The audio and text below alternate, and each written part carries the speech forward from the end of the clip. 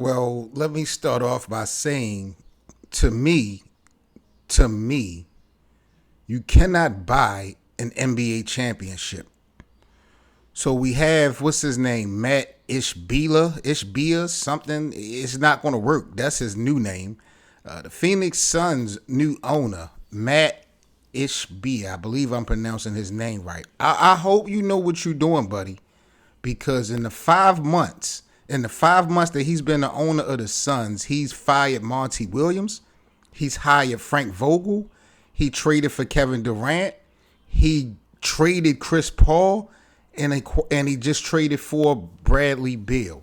You know, we talked about that move yesterday and how, to me, it just didn't make sense. Bradley Beal is a great player, but I just feel like what he brings to the table is not what the Phoenix Suns needed, especially if you're getting rid of your floor general.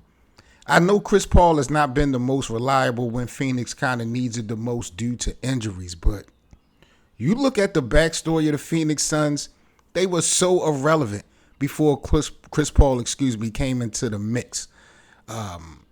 When we talk about playoff appearances and stuff like that.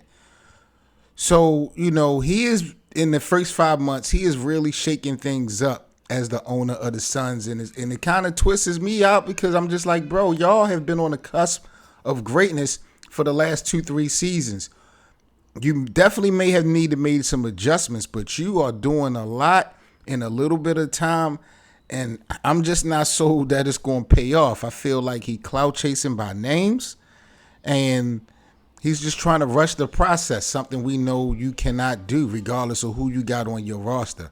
So when it kind of throws me back when I'm seeing all these decisions and moves that the Phoenix Suns owner is making, bro. I just like, yo, I'm not going to say he don't know what he's doing, but if I was Phoenix, a fan of the Suns, I wouldn't be so gung-ho about all the new changes and stuff.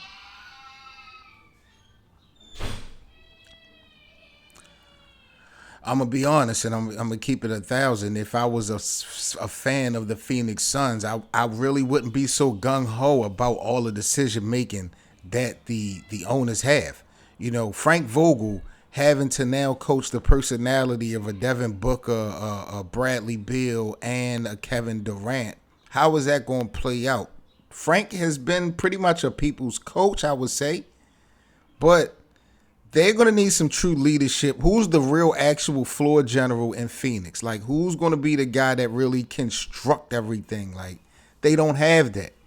So it bugs me out that they got rid of Chris Paul the way that they did, sending him to Washington. There's rumors that Chris Paul might get bought out in Washington and actually become a free agent. So he might not actually even play with the Wizards. You could definitely see Chris Paul possibly with the Lakers still. I don't know about how realistic that is. You know, talks about Fred Van. I'm just screwing up everybody's name. Fred Van Vliet from the Toronto Raptors talks about him going to the Lakers possibly, or him being a free agent. I know that he probably made more sense to me going to Phoenix than Bradley Beal. They should have picked up Fred, you know, as a real true point guard, because that's what they need. They got a lot of firepower offensively, but I'm still not sold that somebody's going to be able to control that offense, bro, in Phoenix. So,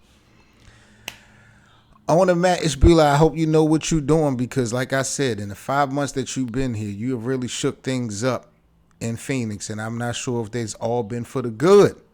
But you guys are now rocking with the best. This is the Best of 7 Sports Talk. Y'all know who I be, man. I'm 7 Mitchell, man. This is that NBA talk that you guys need.